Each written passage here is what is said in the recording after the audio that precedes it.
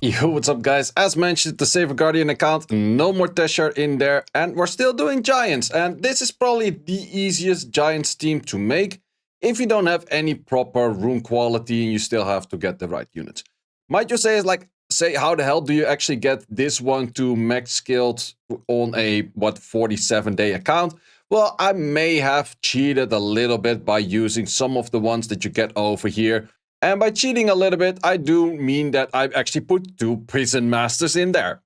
You get it skilled up that way. But then again, I think that if you did all 10 weeks, there's not too much interesting stuff to get after here. I think these two are still interesting, and then I kind of have to search which one is interesting for me. So I could put in the 2 Prison Masters just to simply get this thing rolling itself.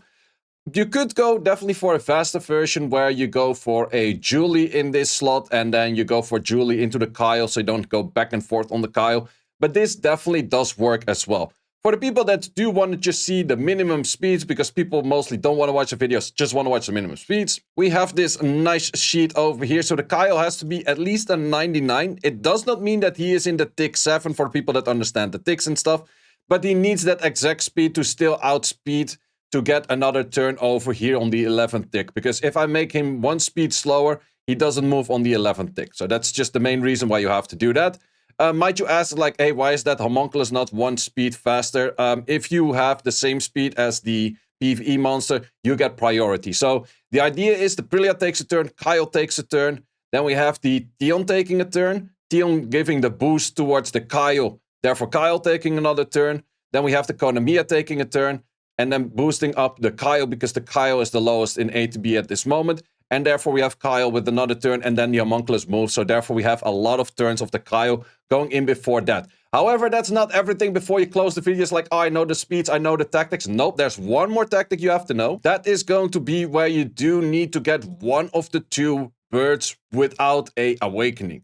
Why is that? Well, let me just show you. That explains the best for itself. Also, for the people that might ask, can you do this with a lot lower rune quality? Can you show the runes? I will show the runes, and I will also show that you can do this with a lot lower rune quality, and that it's better if you have a bit better rune quality. It really depends on what kind of skills the Kaio does, because of course a skill 2 does do a lot more damage than a skill 1, and he kind of goes back and forth on that because it's 70% chance to go for the skill 2. Also depends what he hits at what moment, because that is just by the sliver of HP. It would have saved a lot of time, of course, if he went for the insta-kill on that. Also, in this case, sometimes you do leave 1 monster in there. It really doesn't matter. It just slows down things a little bit. And apparently I didn't have the skip thing in here, but sure thing. So then we're at the boss, and now we're going to explain why we do need a bird without the skill up, or without the awakening. You still need the skill ups. That is because he hits pretty hard over here. Otherwise, you would have started recovering. And you don't want the recovery in there. And that is pretty much it. Do you still need the homunculus in this team? Well, actually, technically not really, but it makes it a lot safer the moment anything goes wrong. So for that reason, I still highly recommend to keep it in there. But then to showcase, like, okay, let's say I have worse rune quality than an account that's 45 days old. Does that still work? Yeah, so we're going to remove 10% damage plus the crit damage that is on that, plus the whole attack over here. But we're not going to do that once, we're going to do that twice. So we're also going to remove the right side artifact, and we're going to let that run. So if you cannot get, like, sure, these runes are probably some of the better runes I have in the game, because I wanted to try to get to one-hit the crystals, and then you get a lot faster run. If you one-hit the crystals, you're probably looking at like a 40-ish second run with good runes. With bad runes, you're probably looking at, well, let's just see how slow this is. So in this case, we're definitely not one-shotting the crystals. Also, with the attack buff, we're still one-shotting it, and it still kind of looks the same way as I just did it now. Like, if I get just a little bit higher on the damage, then it would be better. This one probably takes 1 extra hit where we have to ping-pong once back forth to the Konamiya. But even then, even if you wouldn't fully kill over there, I could technically lower the stats even a lot more, but then I have issues with enough crit rate and enough speed, and it's more annoying to find the right builds. So therefore, I don't want to do it. So in this case, it's totally fine. If one of the crystals is alive and you get an AoE hit, it's still totally fine. And I have no clue why that thing is actually doing that. But sure thing that we have to press the skip button, I guess. But let's just see this run with a lot less. We have 10% less or damage on water in the first place. Maybe you have to get a little bit more HP on the Kaio, otherwise that part might go wrong. We have you going for a wrong skill, but then the Prilia just takes over and kills the thing. Simple as that. So, sure, It's not crazy fast. It's not the Teshar kind of speeds. If you get better runes, it will definitely be looking more like that. We're just gonna quad speed this just for the video. We're gonna quad absolutely nothing in there. Also totally fine. Let's look at the rune quality that I have on these things. So first of all, artifacts. The artifact that you do mainly want to focus on is attack skill 1 and the crit damage max. I think that those are the most useful because that helps you to one-shot the crystals, which I'm not doing. Also, I would say that it's more interesting to go for crit damage max in here if you have a pretty high one. But for me, like the crit damage max is a 13 over here. It's a 14 in there, but then I also have the 10 damage on water. So it's the best one I have, which are both pretty ass, of course. Individual runes, they're looking like this. And also, as mentioned, you need at least plus 99 speed. So I definitely can get a little bit more speed in here if I put the grinds in there and that kind of stuff. So definitely a few more options in there. We have the Prillia sitting at a triple fight set that might be a little bit daunting for people to get. But in the end, as I mentioned, the 100 attack is that I removed from the artifact is less than a triple fight set. Just put it on like a swift whatever and then make your way on there. Also, these runes by all means like, oh, you got so good, crazy good runes on the Prillia. No, it's legitimately just 2 speedy runes and 1 rune doesn't even have any speed in there. It's not that hard to get 120 on triple fight. Also, I'm hella overstacking crit rate. But by all means, even if you don't crit, it's all fine to me. Artifact-wise, just a little bit damage on water as well. We have the economy, of course, triple fight. These are relatively easy to get because any fight room would just suffice as long as it's reaching the minimum speed that I mentioned before. This as well, just minimum speeds. Also, once you get crit damage in there, who cares? Like, nothing like that. Then this thing might be a little bit interesting. It's like, ooh, that's a lot of stats. No, it's actually not that crazy as well. Like, this thing doesn't even have attack in there. Crit damage is like, sure, this is a good rune. I have to keep that in mind. This is a good rune. But that is one good rune out of all of them. But this is arguably a good rune too. Doesn't even have speed in there. That's also why I'm lacking the speed. Because I can add a little bit more speeds in bits and pieces here and there. Technically, you would like to be a 50, what do you have to have? 52 speed on this. But then again, it's not that important. So you can get away with a little bit less. And that's the thing about this dungeon. You can definitely get away with a little bit less. Do you want to start improving this? Definitely possible. You remove one of the Konamias for a max skilled Julie. I do not have a max skilled Julie. Otherwise, I would have probably already be able to do it. It just saves speed for a little bit of time. You have to make sure that your combination of the Kyle and the Homunculus would actually kill the mid-boss. But as you can see by the damage we're doing, that's definitely not an issue whatsoever. It does also make it where the Julie makes it where your, what's it called? This thingy is definitely killing a few things. Also, in most cases, whatever the Prillia hit with the skill 2, Julie will actually kill as well. So that's also an extra hit that your Kyle doesn't have to do. And then you're probably looking at like 30, 35 second average. I think like more towards 35 than 30. So that's definitely, lowering that by a little bit down as well. There's also a different team that I've been seeing popping up from time to time. I can't make it on this account yet because I miss, of course, the Julie as mentioned. But I also miss a Sigmarus, which is pretty much what I've showcased before of going for a Julie into a Lucian or a Julie into a Mephisto or Julie into whatever. People are using a Julie into a Sigmarus because Sigmarus skill 2 helps a lot for the dungeon as well. And that is probably even better than the Homunculus because, or that's better than the Mephisto because the Mephisto makes it where your Homunculus doesn't work anymore and therefore you have more fails because the passive doesn't work anymore, which is just kind of stupid. But the Sigmarus does still work.